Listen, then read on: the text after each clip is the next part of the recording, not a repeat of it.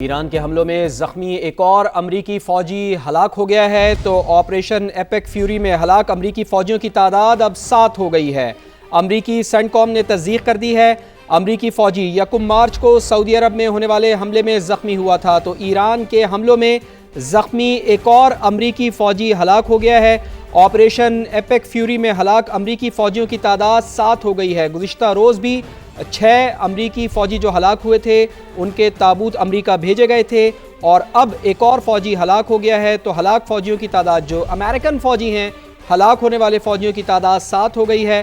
امریکی سینٹ کام نے اس کی تصدیق کر دی ہے۔ امریکی فوجی 1 مارچ کو سعودی عرب میں ہونے والے حملے میں زخمی ہوا تھا جو اب ہلاک ہو چکا ہے۔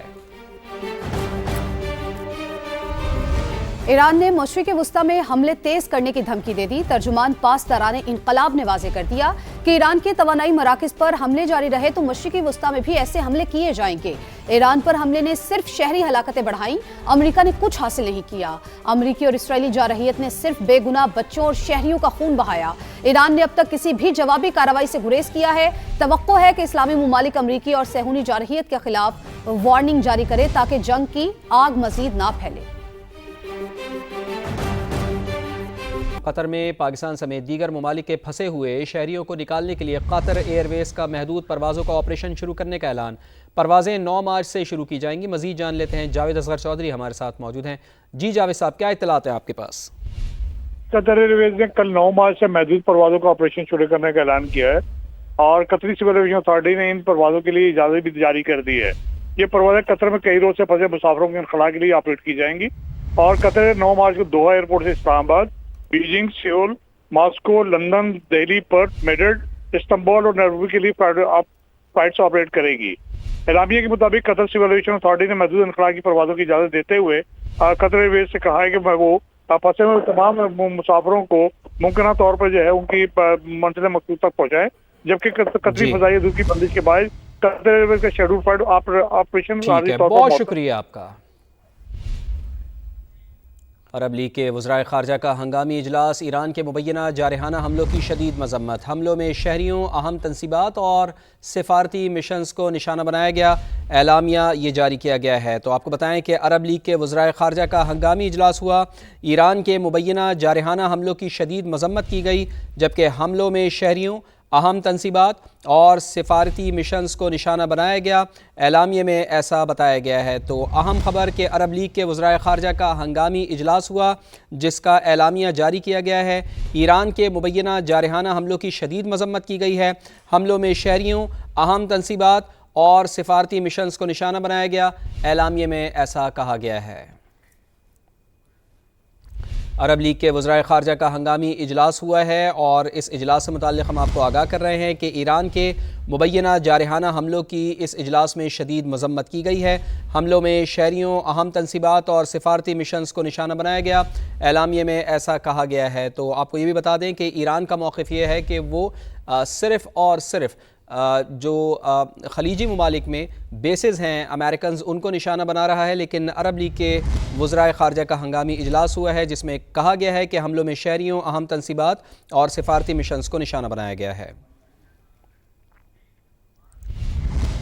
ایران میں پھنسے پاکستانیوں کو مشکلات کا سامنا ہے، پاکستانی سفیر کا ایسا بتانا ہے۔ پاکستانی شہری واپسی کے لیے سفارت خانے میں رجسٹریشن کروائیں۔ مدثر ٹیپو پاکستانی سفیر ایران میں موجود ہیں، ان کی جانب سے یہ بتایا گیا ہے کہ ایران میں پھنسے پاکستانیوں کو مشکلات کا سامنا ہے، پاکستانی سفیر کا ایسا بتانا ہے۔ پاکستانی شہری واپسی کے لیے سفارت خانے میں رجسٹریشن کروائیں۔ جو پاکستانی شہری پاکستان واپس جانا چاہتے ہیں وہ سفارت خانے میں رجسٹریشن کروائیں۔ مدثر ٹیپو پاکستانی سفیر ہیں ایران میں، ان کی جانب سے بیان سامنے آیا ہے۔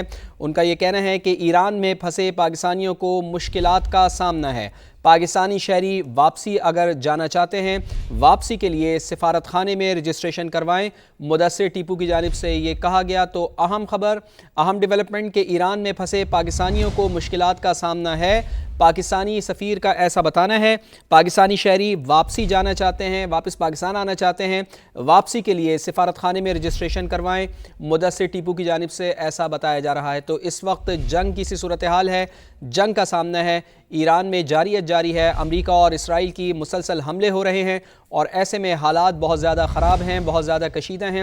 ایران میں پھنسے ہوئے پاکستانیوں کو مشکلات کا سامنا ہے. پاکستانی سفیر ایسا کہہ رہے ہیں. پاکستانی شہری واپسی کے لیے سفارت خانے میں رجسٹریشن کروائیں, مدثر ٹیپو کی جانب سے ایسا بتایا گیا. یو اے ای کے صدر کا ڈونلڈ ٹرمپ سے ٹیلی فونک رابطہ ہوا ہے. دونوں رہنماؤں میں خطے کی صورتحال پر تبادلہ خیال ہوا ہے. تو ایک بڑا رابطہ ایک بار پھر ہوا ہے. یو اے ای کے صدر ڈونلڈ ٹرمپ سے ٹیلی فونک رابطہ ہوا ہے. دونوں رہنماؤں میں خطے کی صورتحال پر تبادلہ خیال ہوا ہے. تو موجودہ حالات میں ایک بہت بڑا رابطہ یو اے ای کے صدر کا ڈونلڈ ٹرمپ سے ٹیلی فونک رابطہ ہوا ہے. دونوں رہنماؤں نے خطے کی صورتحال پر اس اہم گفتگو میں تبادلہ خیال کیا ہے. تو آپ کو بتائیں کہ ایک بہت بڑا رابطہ ہوا ہے یو اے ای کے صدر اور امریکی صدر ڈونلڈ ٹرمپ کا. اس سے پہلے بھی ان دونوں کا آپس میں رابطہ ہوا تھا, گفتگو ہوئی تھی, بات چیت ہوئی تھی, اور اب ہم یہ دیکھ رہے ہیں کہ ایک بار پھر یو اے ای کے صدر کا ڈونلڈ ٹرمپ سے ٹیلی فونک رابطہ ہوا ہے. دونوں رہنماؤں میں خطے کی صورتحال پر تبادلہ خیال ہوا ہے. کراچی سے ہی خبر, جہاں ہب پمپنگ اسٹیشن پر بجلی کا بریک ڈاؤن. کراچی غربی اور کماڑی کو پانی کی فراہمی عارضی طور پر معطل ہو گئی ہے. کے الیکٹرک نے ولیکا گرڈ اسٹیشن سے بجلی کی فراہمی معطل کی ہے. ترجمان کا ایسا بتانا ہے. بعد میں الممتاز فیڈر سے بھی بجلی کی فراہمی معطل ہو گئی. فیڈر میں کیبل فالٹ کے باعث بجلی کی فراہمی متاثر ہوئی ہے. کے الیکٹرک کے ترجمان کا ایسا بتانا ہے. تو ہب پمپنگ اسٹیشن پر بجلی کا بڑا بریک ڈاؤن, ضلع غربی اور کماڑی کو پانی کی فراہمی عارضی طور پر معطل ہے. کے الیکٹرک نے ولیکا گرڈ اسٹیشن سے بجلی کی فراہمی معطل کی. ترجمان کا ایسا بتانا ہے. بعد میں الممتاز فیڈر سے بھی بجلی کی فراہمی معطل ہو گئی. فیڈر میں کیبل فالٹ کے باعث بجلی کی فراہمی متاثر ہوئی ہے, معطل ہوئی ہے.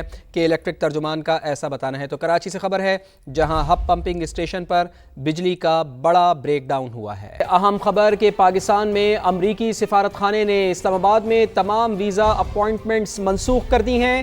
تمام ویزا اپوائنٹمنٹس آج سے 13 مارچ تک کے لیے منسوخ کی گئی ہیں. سمیرہ خان نے ہمیں جوائن کیا ہے. سمیرہ, اس حوالے سے بتائیے کہ ری شیڈیول کے حوالے سے آپ کے پاس کیا اپڈیٹس ہیں؟ جی ایسا ہی کنیز ری اسکیجولنگ جو ہے وہ یو ایس ایمبیسی کی جانب سے ای میل کے تھرو سب کو بتایا جائے گا اور سب کو انفارم کیا جائے گا کہ ری اسکیجولنگ کے لیے کیا پروسیس اڈاپٹ کریں.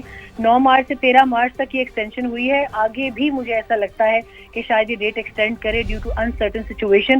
اور یہ تمام امیگرینٹ اور نان امیگرینٹ ویزا کیٹیگریز کی اپوائنٹمنٹس تھی جو کہ کینسل کی گئی ہیں. کراچی, لاہور میں امریکی قونصل خانوں کی تمام قونصلر خدمات بھی تاحال معطل رہیں گی, مگر ان امریکی شہریوں کو جن کو ان کی ضرورت ہو اس کے لیے امریکی سفارت خانہ معمول اور ہنگامی خدمات دیتا رہے گا. بہت شکریہ سمیرہ آپ کا. سعودی عرب کے شہر خرج میں رہائشی علاقے پر ڈرون حملہ ہوا. 2 افراد جاں بحق ہوئے. سعودی سول ڈیفنس کی جانب سے تصدیق کر دی گئی. مرنے والوں کا تعلق بنگلہ دیش اور بھارت سے تھا. سعودی سول ڈیفنس کا بتانا ہے کہ ڈرون حملے میں 12 افراد زخمی ہوئے جو تمام بنگلہ دیشی شہری ہیں.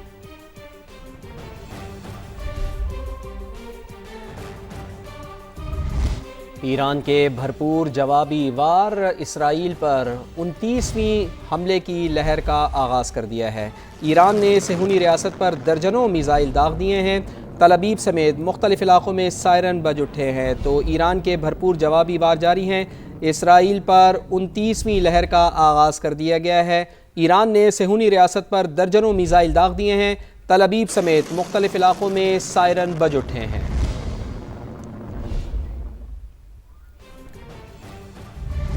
امریکہ اور اسرائیل کا جنگی پاگل پن انتہا پر پہنچ گیا. ایران میں سویلین کے بعد آئل تنصیبات کو نشانہ بنا ڈالا.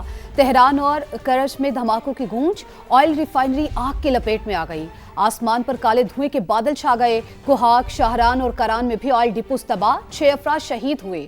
امریکہ اور اسرائیل نے اصفہان, نجف آباد, اران اور دیگر شہروں پر بھی وحشیانہ بمباری کی. مزید 31 شہادتوں کی تصدیق کر دی گئی. شہداء کی مجموعی تعداد 1350 سے زائد ہو گئی.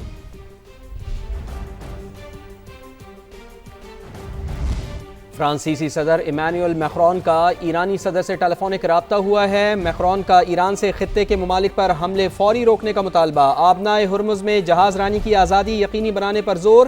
ایران کے جوہری اور بیلسٹک میزائل پروگرام پر اظہار تشویش، کشیدگی کے خاتمے کے لیے سفارتی حل پہلے سے زیادہ ضروری ہے، ایمانوئل میکرون کا یہ کہنا ہے۔ فرانس اور ایران کے صدور کا رابطے میں رہنے پر اتفاق بھی ہوا ہے، تو فرانسیسی صدر ایمانوئل میکرون کا ایرانی صدر سے ہوا ہے ٹیلی فونک رابطہ۔ میکرون کا ایران سے خطے کے ممالک پر حملے فوری روکنے کا مطالبہ۔